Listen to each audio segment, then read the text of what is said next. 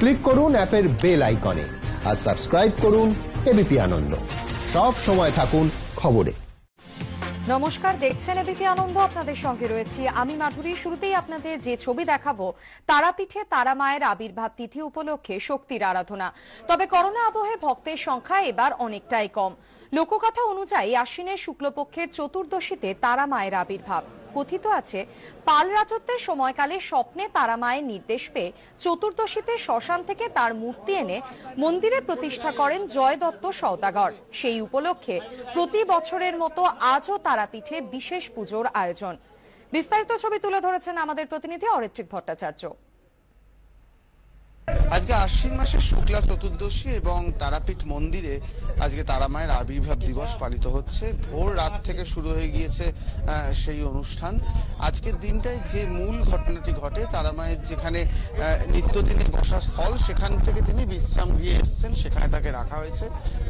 ভক্তরা আজকে সেখানেই তার সঙ্গে দেখা করতে পারছেন। ধ্রুব চট্টোপাধ্যায় আমার সঙ্গে রয়েছেন, মন্দির কমিটির সম্পাদক। তার সঙ্গে একটু কথা বলবো, জানতে চাইবো আজকের মূল বিশেষত্ব কি এই তারা মায়ের অবস্থান বদল? না, মায়ের অবস্থান বদল মায়ের হচ্ছে আবির্ভাব তিথি। মানে আবির্ভাব তিথি মানে মায়ের পুজোর প্রথম সূচনা এই দিনই হয়েছিল। শুক্লা চতুর্দশীর দিন মায়ের পুজোর সূচনা হয়েছিল।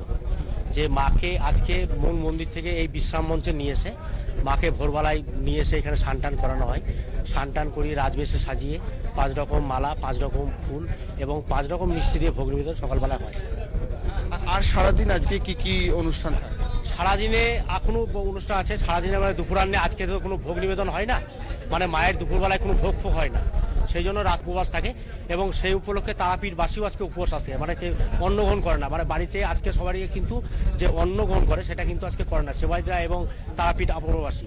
মা সারাদিন আজ ফলাহার করে থাকে, উপোস থাকে, সেই জন্য দুপুরান্নে একটা ফলাহার ভোগ হয়। এবং সন্ধ্যেবেলায় মাকে আবার সিঙ্গার বেশ মানে রাজবেশে সাজিয়ে মাকে বেনারসি শাড়ি দিয়ে চুন্ডি দিয়ে সাজিয়ে 5 রকম মালা দিয়ে আবার মাকে সাজানো হয়।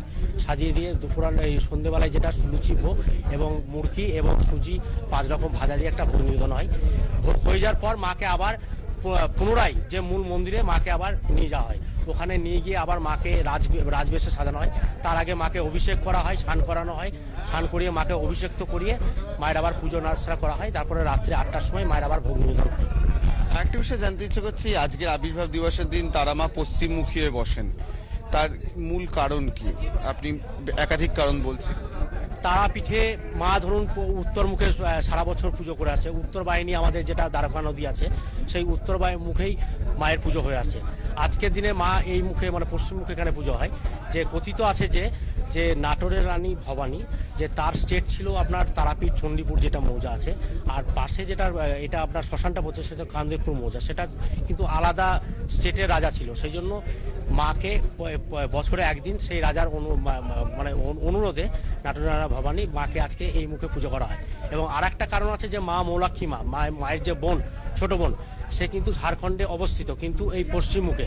সেই জন্য মাকে বছরে একবার মায়ের বোনের মুখ দেখার জন্য আজকে পশ্চিম মুখে বসিয়ে পুজো করা হয়। তারপরে আজকের দিনটা অত্যন্তই গুরুত্বপূর্ণ একটি দিন এবং সেজন্যই আমরা দেখতে পাচ্ছি যে বিরাম কক্ষে তাকে আনা হয়েছে। এবং আজকের আরেকটি বৈশিষ্ট্য হচ্ছে যে সাধারণ যারা ভক্তরা রয়েছেন, দর্শনার্থীরা রয়েছেন, আজকে কিন্তু তারা একেবারে তারা মায়ের স্পর্শ পেতে পারেন। এবং সেজন্যই আমরা দেখছি প্রচুর ভক্ত একেবারে বিশ্রাম গৃহের ভেতরে ঢুকেছেন, তারা মায়ের স্পর্শ লাভ করছেন। সেই বিষয়টিও কিন্তু আজকের একটি অত্যন্ত গুরুত্বপূর্ণ বিষয়। এবং আজকের দিনটা যেমন তিনি সারাদিনই উপবাসে থাকবেন এবং বেশ কিছু যে উপবাসটা থাকছে, যে নিয়মিত যে অন্নভোগ সেই জায়গাটা থাকছে না, সেটা হবে কিন্তু একেবারে রাত্রির পর উপবাস ভঙ্গ। আজকে সেবায়েত থেকে শুরু করে তারাপীঠবাসীর কাছে উপবাস, সব মিলিয়ে ভোর রাত থেকেই ধুমধাম করে শুরু হয়ে গেল এই বছরের মতন তারা মায়ের আবির্ভাব দিবস পালন। ক্যামেরায় মৃন্ময় চক্রবর্তীর সঙ্গে অরিত্রিক ভট্টাচার্য, এবিপি আনন্দ, বীরভূম।